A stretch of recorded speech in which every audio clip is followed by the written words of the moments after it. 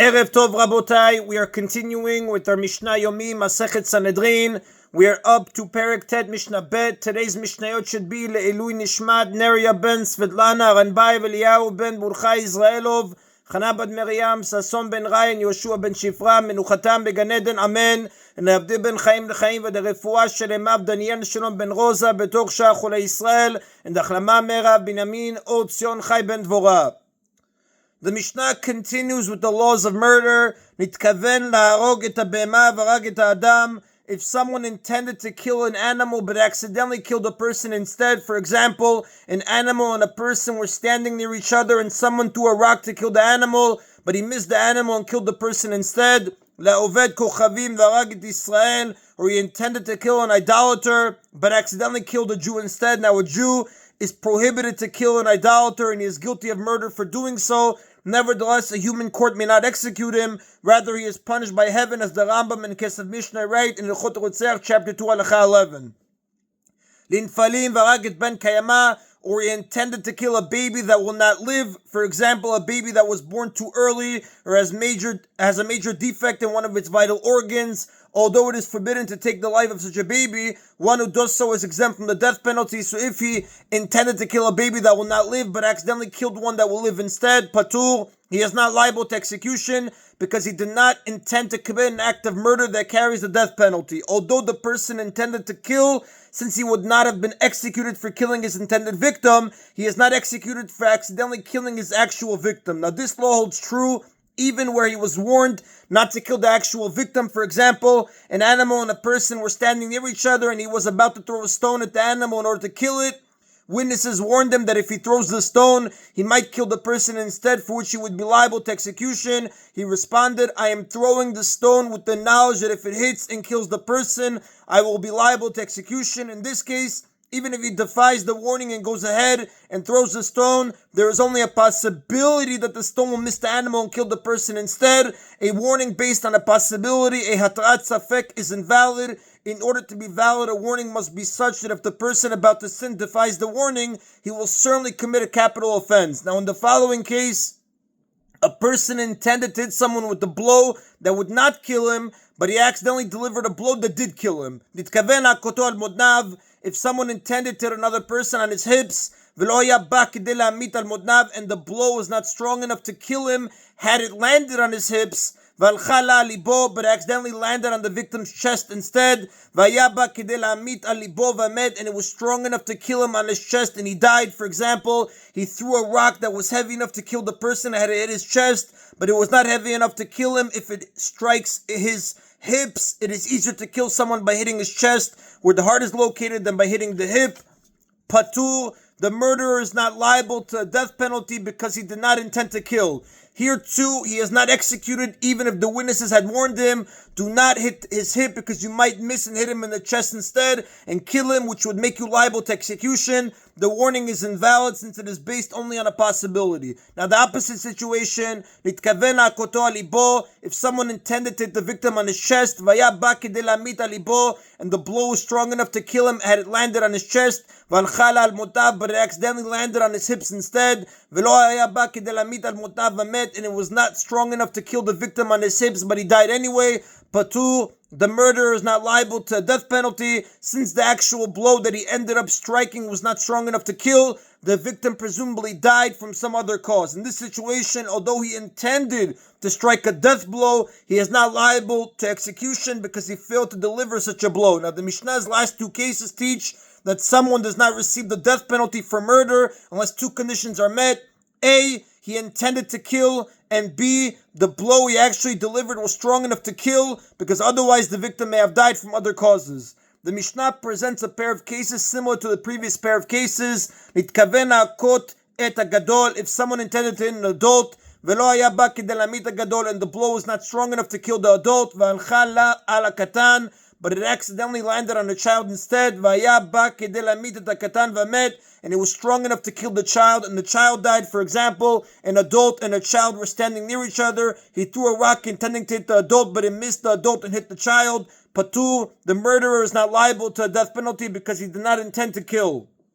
The opposite case, if someone intended to hit a child, Vayaba kedei lamit et hakatan, and the blow was strong enough to kill the child. V'alcha la al hagadol, but it accidentally landed on an adult instead. V'lo yaba kedei lamit et hagadol v'amet, and it was not strong enough to kill the adult, but the adult died anyway. Patul, the murderer is not liable to a death penalty because the blow that he struck was not strong enough to cause death, so the victim presumably died from a different cause.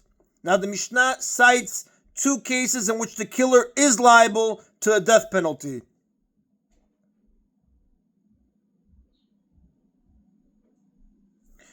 Aval nitkaven la'akot al modnav. However, if he intended to hit someone on his hips, vayaba kedei lamit al modnav, and the blow is strong enough to kill him on his hips, and certainly strong enough to kill him on his chest, v'alcha la libo, and accidentally landed on his chest instead, vamet, and he died, chayav, he is liable to a death penalty because he intended to kill, and the blow he actually struck was strong enough to kill. Nitkaven la'akot et hagadol. Similarly, if he intended to hit an adult, Vayaba kedei lamit et hagadol, and the blow was strong enough to kill the adult and certainly strong enough to kill a child. V'alcha la al hakatan, and accidentally landed on the child instead. V'amet, and the child died. Chayav, he is liable to a death penalty because here too he intended to kill, and the blow he struck was strong enough to kill. Therefore, both of the conditions are met. Now, although he intended to strike a death blow to one part of the body but hit a different part of the body instead, or he intended to kill one person but killed a different one instead, he is liable to a death penalty because he intended to commit murder, and he did in fact commit murder. In these cases, the warning is based on a certainty because regardless of where or whom he hits, he will have committed an act of murder that carries the death penalty.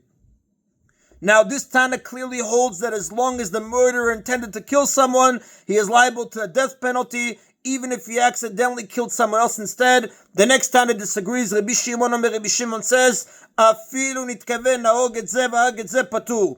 Even if he intended to kill one person, but accidentally killed another person instead, he is not liable to a death penalty because he did not intend to kill the actual victim. Rabbi Shimon learns from a verse in the Torah that one is not liable to a death penalty for murder unless he killed the person he intended to kill, as the Gemara explains his opinion in Sanhedrin, page 79a. However, Rabbi Shimon agrees that if he hit his intended victim, but the blow landed on a different part of the body than the one he planted, he is liable since he wanted to kill that person. And regarding the disagreement between the Tana Kama and Rabbi Shimon, the Rav tells us that Halacha follows the opinion of Rabbi Shimon.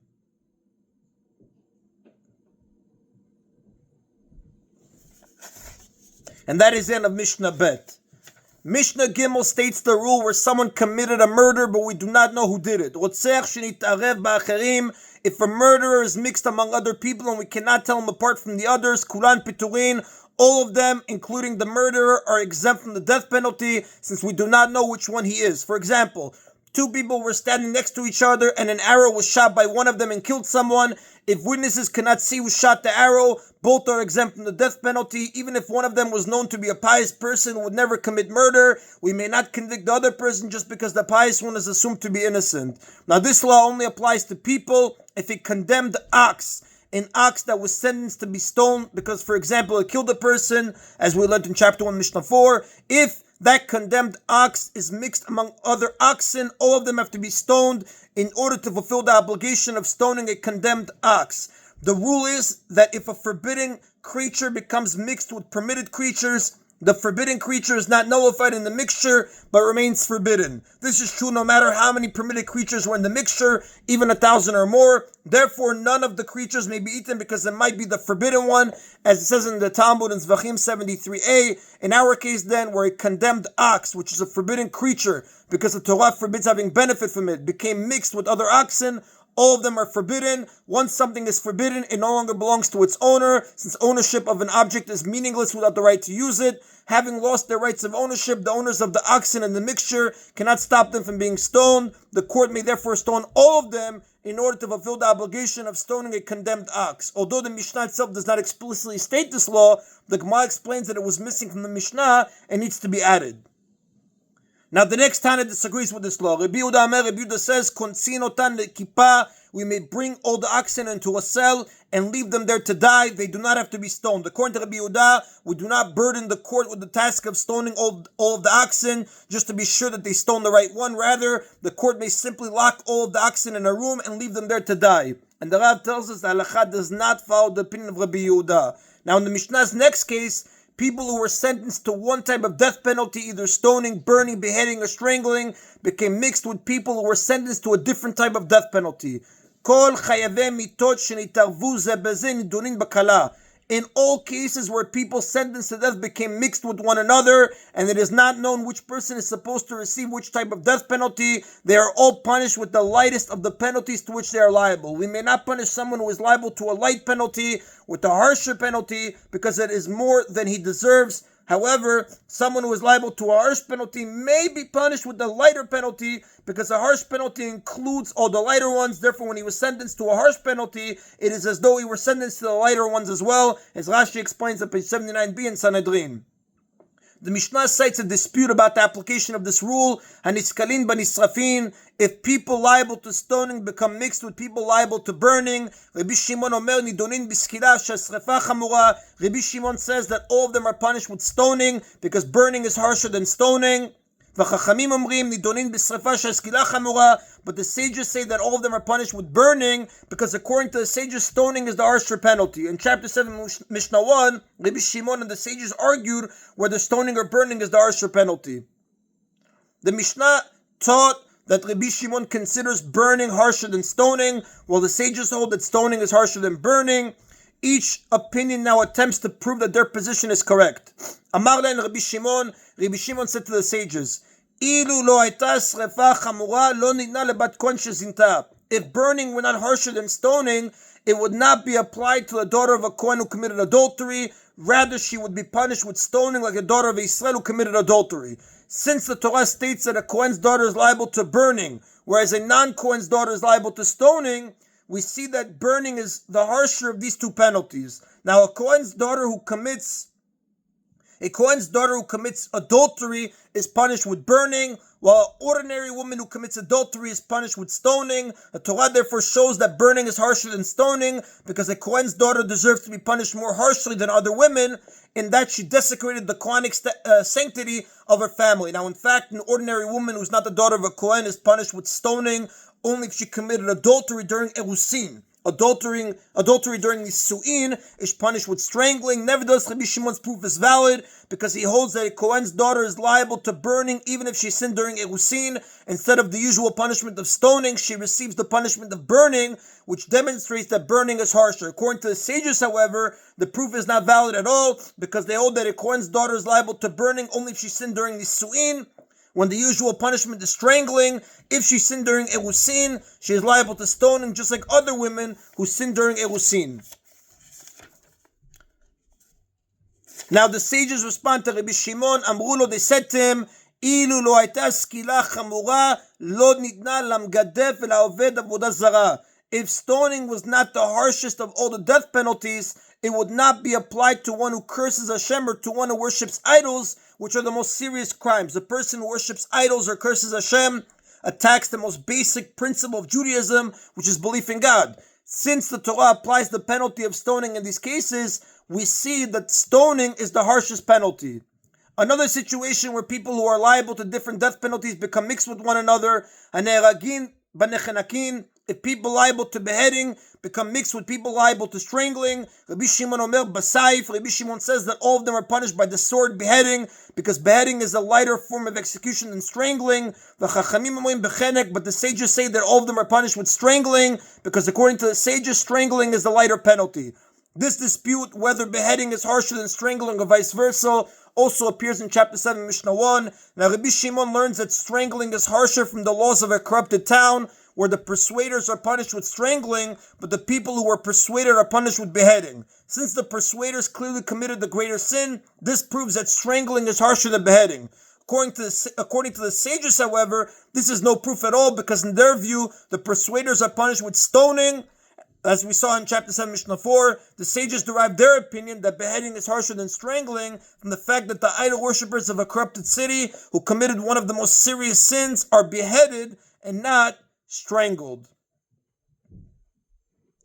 And that is in the botai of today's Mishna Yomi. Baruch Adonai Leolam. Amen v'amen.